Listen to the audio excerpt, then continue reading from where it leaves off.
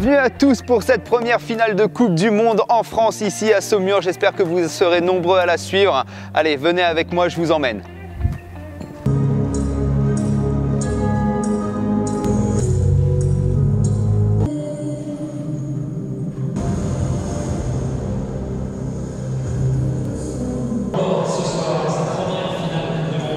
C'était une belle journée de Coupe du Monde pour les femmes.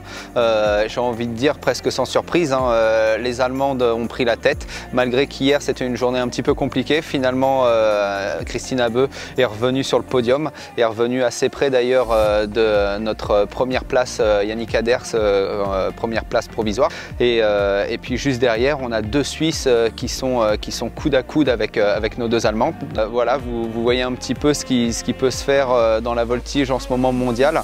Alors Christina aujourd'hui qui a fait une superbe remontée par rapport à hier, effectivement je pense qu'elle était revancharde et puis surtout parce que c'est sa dernière compétition après être championne du monde en titre. Je pense qu'elle veut finir vraiment sur les chapeaux de roue avec un titre sur cette finale de Coupe du Monde et puis vous avez vu qu'en plus de ça elle s'amuse à présenter un thème différent tous les jours. Aujourd'hui elle était en sorcière. Qu'est-ce qu'elle va nous présenter demain? Belle journée aussi chez les garçons aujourd'hui avec une super performance, on ne pouvait pas passer à côté de Juan Martin. Juan Martin qui nous sort une note exceptionnelle, je crois qu'il sort à 8-9 si mes souvenirs sont bons.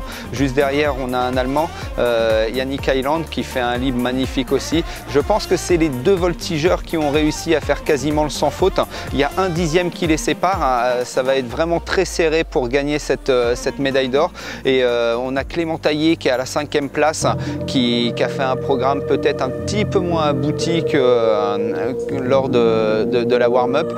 Malgré ça, c'était quand même avec une fluidité comme on connaît dans le circuit français et très joli à voir. On espère vraiment le meilleur. On croise les doigts pour toi, Clem. Voilà, les Allemands trustent encore un petit peu ce podium parce que juste derrière Yannick Heiland, on a encore notre Brusewicz qui est à la 3e place.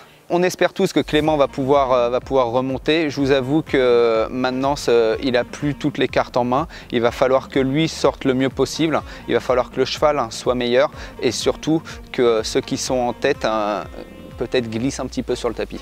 Alors on avait aussi lors de cette Coupe du Monde forcément les pas de 2, vous avez vu qu'ils ne sont pas vraiment nombreux, il n'y a que 3 pas de 2 qui se disputent le titre de la Coupe du Monde, mais par contre quel pas de 2, oui bon il y a les Suisses qui ont fait une petite faute dès le début, nos Américains pour moi je le dis, c'est mon pas de 2, qui peut-être m'a le plus touché au niveau émotionnel.